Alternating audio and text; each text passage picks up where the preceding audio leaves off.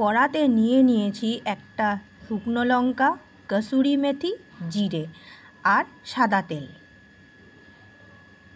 আজকে রান্না করব ব্রোকলি। তো ব্রোকলিকে একটু গরম জলে হালকা একটু সিদ্ধ করে নিয়েছি।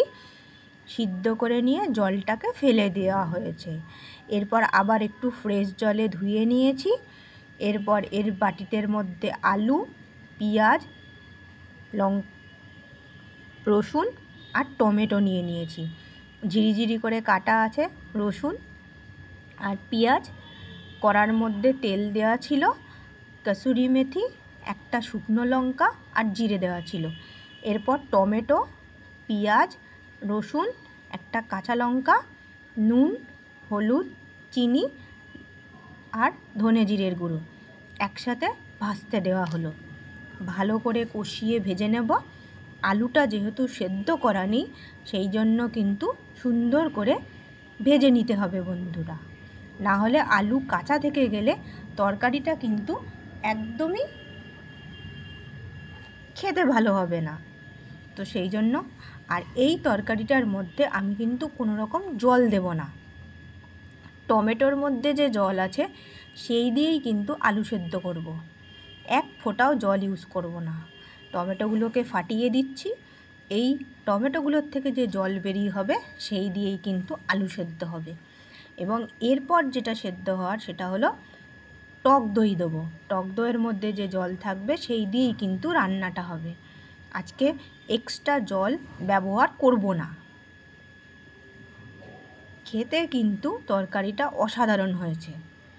তো আপনারা কিন্তু এই রকমভাবে তরকারি বানিয়ে ফেলতে পারেন। আর এখন বাজারে কিন্তু ব্রোকলি পাওয়া যাচ্ছে। এরপর সিদ্ধ করা ব্রোকলিগুলো দিয়ে দিলাম, দিয়ে ভালো করে কষিয়ে নেব। তরকারি যত কষাবো তত সুন্দর হবে। আর এটা রান্নার শেষে অল্প একটু যদি সর্ষের তেল দিয়ে দেন, টেস্টটা কিন্তু অসাধারণ লাগবে। আর এই রান্নাটা আমি বারবার ঢাকা দিয়ে করেছি। এরপর একটু দিয়ে দিলাম আদার পাউডার, বাড়িতে তৈরি করা আদার পাউডার দিয়ে আবার ভালো করে ঢেকে দিলাম। দেখতেই পাচ্ছেন জল বেরিয়ে এসছে। এবার দিয়ে দিলাম বাড়িতে তৈরি টক দই। টক দই দিয়ে দেওয়ার পর আমি কিন্তু জল দেব না। টক দই থেকে যে জল আসছে দেখতেই পাচ্ছেন তরকারি থেকে জল বেরোচ্ছে। এই জলটা যখনই ভালো করে শুকিয়ে যাবে রান্না কিন্তু তখনই শেষ হয়ে যাবে। আর তরকারিটা পুরোপুরি কষা তৈরি হবে, কষা ব্রোকলির ডালনা। এছাড়া আমি এর মধ্যে দিয়ে দেব পনির। পনিরটাকে ছোটো ছোটো করে পিস করে নিয়েছি। পনিরগুলোকে না ভেজেই কিন্তু তরকারির মধ্যে দিয়ে দেব। একসাথেই কিন্তু ভালো মতো মিক্সিং হয়ে যাবে। যখন আপনারা এটাকে ভাতের সঙ্গে বা রুটির সঙ্গে খাবেন, জাস্ট দেখবেন খেতে ফাটাফাটি অসাধারণ। তো বিভিন্ন সবজি দিয়ে এই রকম একটা মিক্সিং একটা সবজি বানিয়েছি, যেটা হলো ব্রোকলি দিয়ে। এর মেন ইনগ্রিডিয়েন্ট হলো ব্রোকলি। তো ব্রোকলি দিয়ে আপনারা অনেকভাবেই রান্না করতে পারেন, কিন্তু আমি আজ যেরকমভাবে আপনাদের দেখালাম আপনারা এই রকমভাবেও বাড়িতে রান্না করে দেখতে পারেন।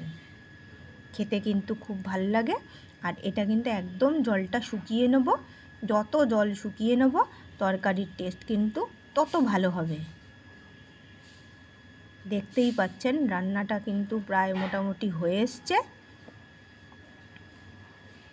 আমি জলটাকে পুরোটাই শুকিয়ে নিতে চাইছি।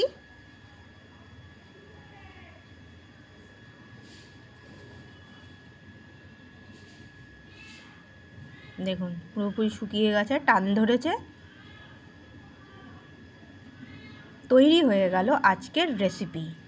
তো বন্ধুরা আপনারাও এরকমভাবে রেসিপি তৈরি করুন ব্রোকলি দিয়ে। আর তাহলে আজকে তৈরি হয়ে গেল ব্রোকলির ডালনা উইথ পনির।